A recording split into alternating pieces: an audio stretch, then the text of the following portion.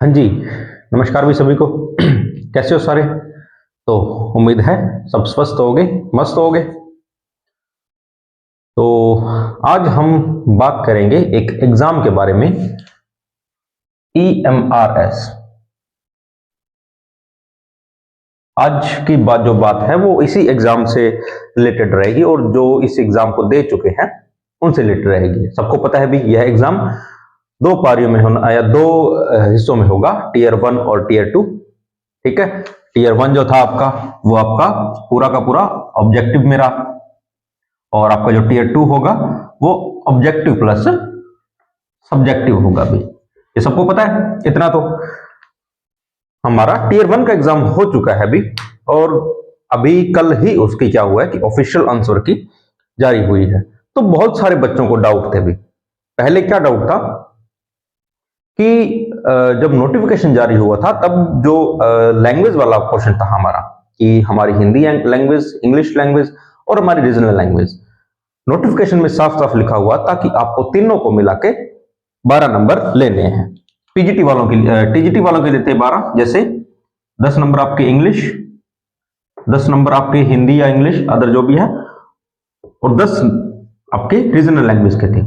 ये थे आपके टीजीटी में। और पीजीटी में जो था वो था आपका 10-10 नंबर का था। इसमें से आपको 8 नंबर लेने थे भाई, दोनों को मिला के, और इसमें आपको 12 नंबर लेने थे तीनों को मिला के। हुआ क्या कि जब पेपर आया तो पेपर का हिंदी वाला पोर्शन था उसमें प्रत्येक लिखा हुआ था। यही हुआ था, मैं खुद जो एग्जाम देके आया तो मैं खुद भी वहां डाउट में आ गया था कि यहां प्रत्येक लिखा हुआ है, मतलब पीछे क्या होता था कि हर किसी में आपको 4-4 नंबर लेने पड़ते थे। मतलब आप मान लो कि आपने इंग्लिश में 4 नहीं लिए है तो आप एग्जाम से बाहर हो जाओगे। जब तक आपके यहां 12 नंबर नहीं आएंगे तब तक जो बाकी के 100 नंबर की कॉपी है वो आपकी चेक ही नहीं होगी। यही था। इस बार उन्होंने क्या बोला कि टोटल आप यहां 12 नंबर लो और यहां पीजीटी में आप 8 नंबर ले लो और आपकी कॉपी चेक हो जाएगी। यही था। तो ये तो मैं सीधा सीधा बता दूं भी इस डाउट का, तो ये सही है। आपको टोटल में से 12 नंबर यहां लेने हैं और टोटल में से 8 नंबर यहां लेने हैं।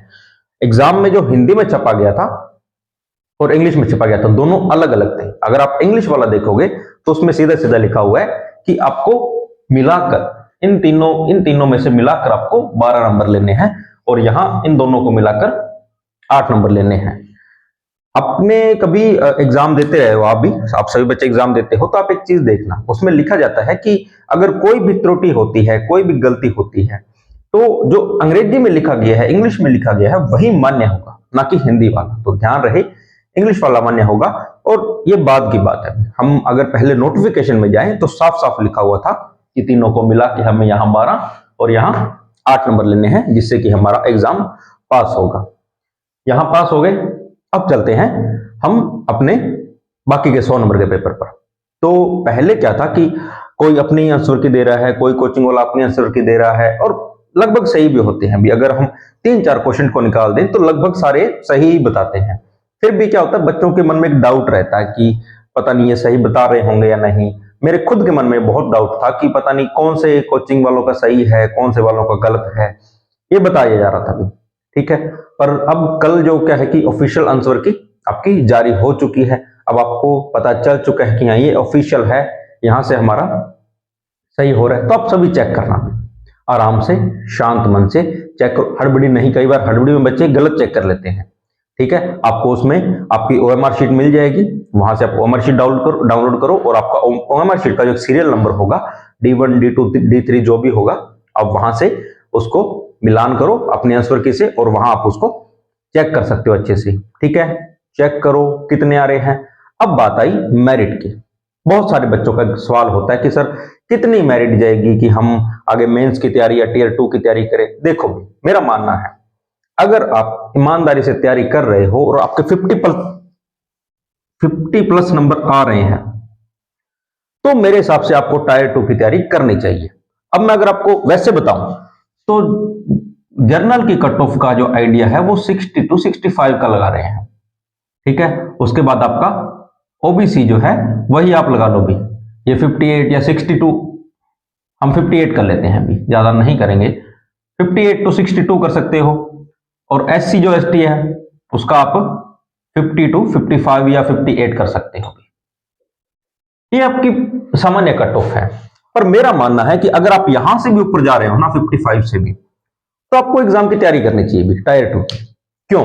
कुछ बच्चे बोलते हैं कि क्यों करें, आगे एग्जाम और भी आएगा। देखो, इसी एग्जाम के पैटर्न पे आपका KVS आ रहा है, ठीक है। अगर थोड़ा बहुत आपने कमी रखी थी तो आप वहां पे आपका जो 10, 11, 12 तारीख को अभी KVS का एग्जाम है उसमें आप अच्छा कर सकते हो। मेरा मानना है कि मान लो आपने यहां तैयारी नहीं की, आपने बोल दिया कि मैं पास ही नहीं हो रहा हूं, मैं तैयारी नहीं कर रहा हूं, ठीक है।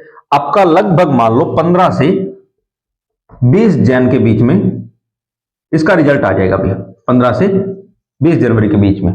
और आपका जो टीयर 2 का एग्जाम है वो लगभग लगा लो आपका फरवरी का अंतिम सप्ताह या मार्च का पहला सप्ताह, यहां पर होने का चांस सबसे ज्यादा है। अगर आपने अभी तैयारी नहीं किया टीयर 2 की, तो होगा क्या, आपको यहां पर अगर आपका हो गया तो आपको समय नहीं मिलेगा भैया, आपको पढ़ने का समय ही नहीं मिलेगा। मेरा मानना है तैयारी लगे रहो, रिजल्ट आएगा उसके बाद आप डिसाइड करना कि मैं करूं या नहीं, ठीक है। पर इससे पहले मेरा मानना है अगर आप यहां से क्रॉस कर रहे हो तो आपको तैयारी लगते रहना चाहिए भी। ऐसा ना हो कि नहीं नहीं मेरे नहीं हो रहे हैं, मैं नहीं करूंगा। देखो दिक्कत बताऊं, कुछ बच्चे क्या होते हैं ना कि यूट्यूब पे मैंने देखे हुए हैं, बच्चे कमेंट क्या करते हैं, मेरे 80 बन रहे हैं, मेरे 90 बन रहे हैं, मेरे 95 बन रहे हैं। देखो, हर एक वैकेंसी में टॉपर आते हैं। अगर एक बच्चे ने कमेंट कर दिया ना कि मेरे 80 बन रहे हैं, तो सबके नहीं बनते वो। एक मैं बताता हूं ना, अब हर एक स्कूल में बता लो कि अगर 50 बच्चे हैं तो सबके थोड़ी 80 बन जाएंगे, कोई यहां पर 40 वाला भी होगा। एवरेज निकाली जाती है, मेरिट जो होती है वो लास्ट बच्चे की होती है, पहली बच्चे की नहीं, ठीक है। अगर किसी एग्जाम की मेरिट 60 नंबर जा रही है ना, 100 में से 60 नंबर, तो वो मेरिट अंतिम बच्चे की होती है, पहले बच्चे की नहीं। पहला तो टॉपर होता है, ठीक है, जो रैंक हम बोलते हैं वो रैंक में गया। तो आपको तैयारी करनी चाहिए भी, ठीक है। ये एक बार छोड़ दो ये दिमाग में लाना कि मेरे तो सिर्फ 58 बन रहे हैं, मैं नहीं। अगर आप इस बैरियर को पार कर रहे हो ना, हाँ, अगर यहां भी किसी का नहीं बन रहे, अभी किसी के 10 ही बन रहे हैं, तो भी मैं नहीं बोलूंगा कि आप करो, क्योंकि आपकी वो कॉपी चेक ही नहीं होने वाली। यहां अगर किसी के 8 नहीं बन रहे हैं तो आपका कोई फायदा नहीं है अभी। फिर आपको KVS और NVS की जो आगे वैकेंसी है, जो एग्जाम होने वाला है अभी कुछ दिनों में, उसकी तैयारी करनी चाहिए भी अच्छे से और करनी चाहिए। पर आप इस बैरियर को पार कर रहे हो तो यहां आपको इस पे ध्यान देना चाहिए भी। आपका जो एग्जाम है वो भी जल्दी हो जाएगा और इनमें ना ज्यादा टाइम नहीं लगता। फिर मेरिट कम क्यों जाएगी? कुछ बच्चे बोल देते हैं कि इतने सर इतने लोग तो पढ़ते हैं, मेरिट कम क्यों जाएंगी? क्योंकि इससे पहले जो ये मार्क्स के एग्जाम होते थे वो 1 डे एग्जाम थे, एक ही एग्जाम होता था, आपको एग्जाम दिया, क्रैक हुआ, आपको ज्वाइनिंग मिल गई। इस बार इन्होंने किया है टायर 1 और टायर 2, तो ये सबके लिए नया है, ठीक है। मतलब ऐसा नहीं है कि कोई इसकी पहले से तैयारी कर रहा था अब उसको एकदम से नहीं, ये सबके लिए नया है। तो सामान्य सी बात है कि इसकी मेरिट कम जाना स्वाभाविक होगा, ठीक है। पुराना नहीं था, पैटर्न जब बदलता है ना तो उससे हर एक बच्चा परेशान होता है, हर एक बच्चा उससे जूझता है, बोल सकते हो कि उसको दिक्कत होती है उसको पढ़ने में या तैयारी करने में। और ये जो सेंट्रल लेवल की वैकेंसी है ज्यादा कोई टाइम नहीं देती है। अब देख लो अक्टूबर में लगभग इसके फॉर्म भरे जा रहे थे और आप एग्जाम देख लो करवा भी दिया दिसंबर में, मतलब समय नहीं था। तो मेरिट ज्यादा नहीं जाएगी, ये दिमाग में मत पालना कि मेरिट 80 जाएगी 90 जाएगी, इतनी नहीं जाएगी। हाँ, टीयर 2 का जो है उसका हम पेपर होने के बाद ही डिसाइड करेंगे। पर मैं जितने कमेंट्स देख चुका हूं मेरे हिसाब से भी, और मैंने बहुत सारे सर के वीडियोस भी देखे हैं, काफी देखा, मतलब जब से एग्जाम दिया है तब से मैं वेट ही कर रहा था कि कब ऑफिशियल आंसर की जारी हो, तभी मैं आपको थोड़ा बताऊं कि कैसे क्या होगा। पर घबराओ नहीं भी, घबराहट में आके अपनी तैयारी को डाउन मत कर लेना। कुछ बच्चे होंगे जो जब से आप एग्जाम दे के आए टायर 1 का तभी से टायर 2 की तैयारी लग गए थे।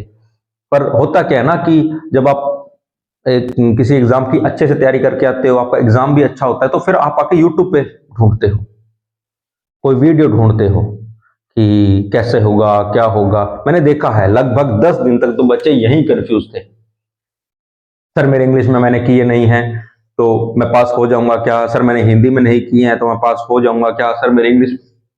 इंग्लिश में 2 ही सही हो रहे हैं, मैं पास हो जाऊंगा क्या? सामान्य सी बात थी भी, उन्होंने नोटिफिकेशन में साफ साफ लिखा हुआ था आपको 12 नंबर लेने हैं तीनों को मिला के, 30 में से 12 लेने हैं बस। कंफ्यूज क्यों हो रहे हो? जब उन्होंने नोटिफिकेशन दिया था तो उस हिसाब से चलेंगे। हिंदी इंग्लिश में गलती थी तो इंग्लिश वाला मान्य होगा, कंफ्यूज मत होगे, ठीक है।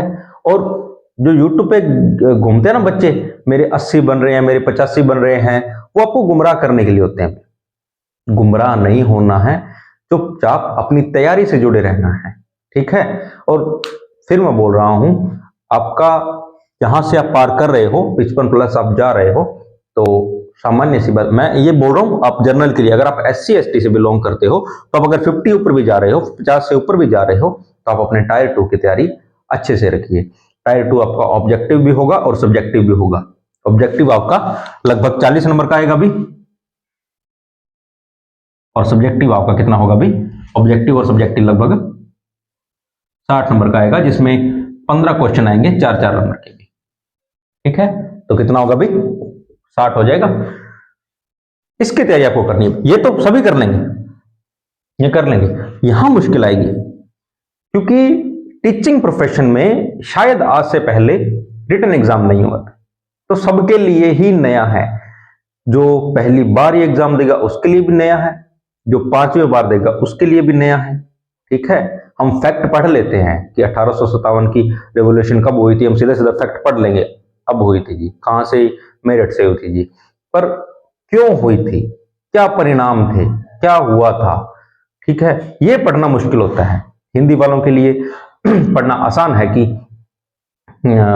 आदिकाल का साहित्य है या जो नामकरण थे वो किसने दिए थे, हम बोल देते हैं शुक्ल ने दिए थे, द्विवेदी ने दिए थे, फैक्ट आसान है। पर अगर वही परिभाषा पूछ लेगा तो आपको बताना मुश्किल होगा। इसलिए सब्जेक्टिव सबके लिए सेम होगा, तैयारी अपनी अच्छी रखिए, भ्रम में मत पड़िए, या एक बोलते हैं ना कि अपने मन को एकाग्र रखिए, इधर उधर मत भटकाइए, भटकोगे तो खराब हो जाओगे भी। यही है आपके लगभग 45 से 50 दिन है जो आपको अच्छे से पढ़ने हैं, पढ़ लो। और मेरा मानना है कि अभी केबीएस का एग्जाम आ रहा है, वो भी अच्छे से दे के आओ, पर ये ना हो कि आप भटक जाओ। अगर आप ये क्रॉस कर रहे हो, भटकना नहीं है, अपनी तैयारी को और अच्छे से रखना है भी, ठीक है। और बाकी जो भी बच्चे केवीएस और एनवीएस का एग्जाम देने जा रहे हैं उनको ढेर सारी शुभकामनाएं भी। आपका एग्जाम बहुत अच्छा हो, हमारी यही दुआ रहेगी। आप जल्दी से अपनी जॉब में लगो और अपने सपने पूरे करो, ठीक है। तो मिलते हैं अभी अगली क्लास में, तब तक के लिए धन्यवाद।